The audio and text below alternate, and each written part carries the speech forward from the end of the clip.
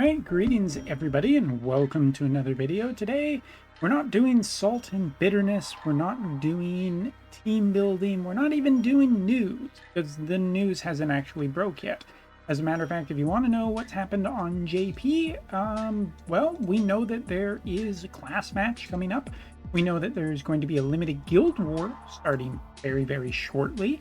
If we take a look over here, I mean, we actually have another 2 days off until we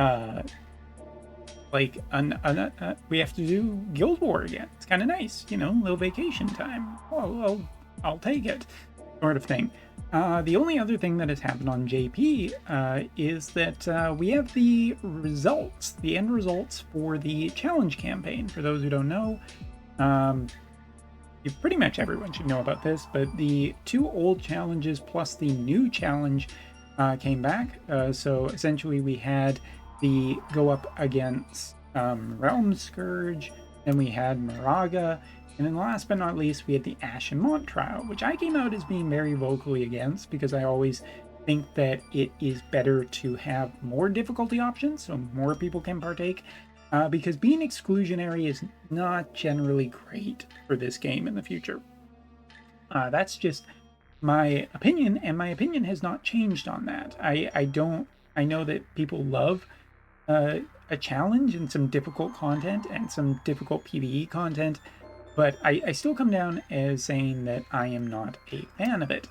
That being said, maybe you already saw, but there is actual prizes for this, and as it turns out, for the first time ever, for doing one of these trials, I actually did win something. I actually won a fair bit of something, as a matter of fact. If we take a look at all the prizes that were up for grabs, there were different blocks for different people. We have chance number 2, chance number 3, chance 4, and last but not least, chance 5.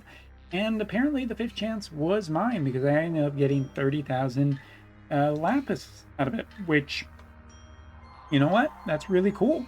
It's awesome. That is literally tempting me to get Gilgamesh for no other reason than I kind of have the resources, or I could get a Hollow Vision card if I wanted from the Final Fantasy VII event. It's kind of cool to have that little bit of liberty in doing something neat. 36k isn't a ton, but I'm not going to act ungrateful or that I should not be generally happy. It's cool to win something, and it's still, and just to reiterate the fact that, you know, I am critical of this game, I still believe that there should be more difficulty options with these, just so more people can partake. Even if it's smaller lapis pools as prizes, more people should be included and not excluded from these kind of things, regardless.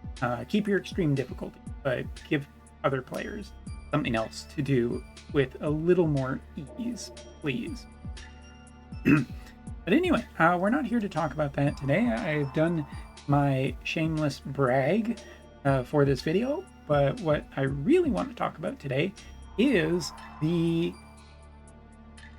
fact that we will still be getting more characters throughout the year, and that now that another story has finished up, we're going back to story characters probably for a little bit. The next iteration of a limited event should be for summer beach characters, which won't be until what, usually it's like July, and then in August we have maybe a repeat, maybe a new collaboration, and then it'll be on to JP's 5th anniversary, which will definitely see a new collaboration. I'm sure it won't be Final Fantasy VII again. For all of you who are worried about that, it'll definitely be Final Fantasy VII again.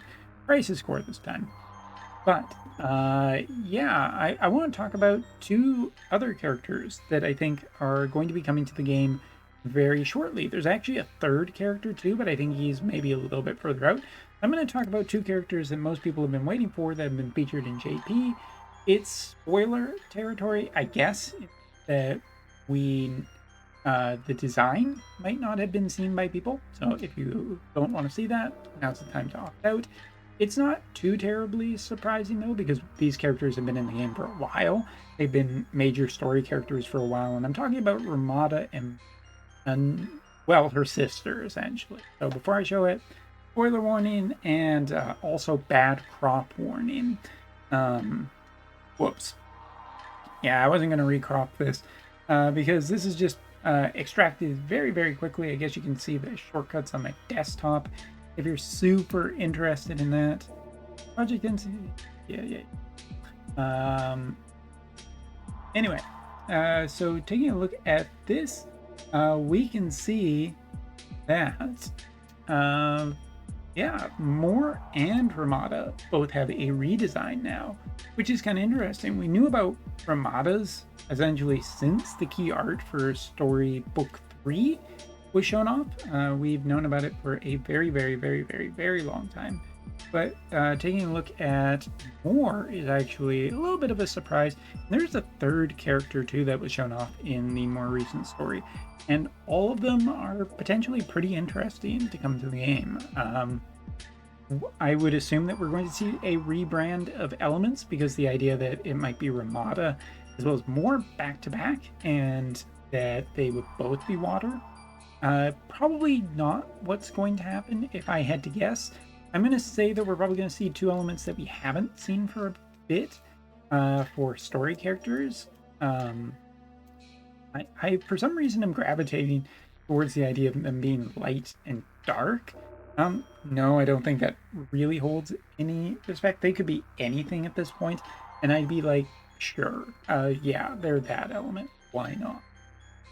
But yeah, it does seem like a new version. Like Gilgamesh was only revealed a short while ago, and then he has already been input into the game, and seeing that story seems to be picking up pace, I'm expecting the June 1st character to probably be Ramada. It's about that time that they release a major FFP character, and I would expect her to be in the same line as Gilgamesh and all the other characters that have come out recently for FFP/Wotv, that they will be very, very strong. So like taking a look, if we were really considering tier 0 character, got an earth character, a water character, and an ice character, excluding collaboration characters because they're not really factored into the element cycle always. Because if we were to consider them, then we'd be looking at light as well as fire out of it. When I'm not going to discount the fact that we may see another character, potentially to maybe even if Gumi just expected Gilgamesh to be everywhere, to see another fire character, or maybe even another water character to push back against Sephiroth. But if we consider the ones that haven't gotten a new higher tier character yet, wind is one, lightning is another, which lightning, I could see Ramada being lightning. I wouldn't say that that's too far unbelievable for her. What's the other one? And dark, which for whatever reason, when I was on stream looking at those 2 characters, I figured, yeah, actually, I could see like the Ramada and Moore thing. 2 units that would come out relatively close to each other, one being light, one being dark. Maybe it would be such an opportunity for an interesting synergy idea between 2 units, but maybe that's not going to be the case. Especially because Cloud did come out and is considered high tier. I don't know if that's going to be a distinct thing that we will see or not. But either way, taking a look at it, it's kind of interesting to see that there are a bunch of new exciting story characters that people I think have been waiting for a while, and still a few surprises to come. Either way, I do hope that we are going to, finish book 3 in a relatively decent time frame so we can get on to a little bit different. Anyway, thanks so much for watching. Take care. Brag video. What you gonna do? See you later.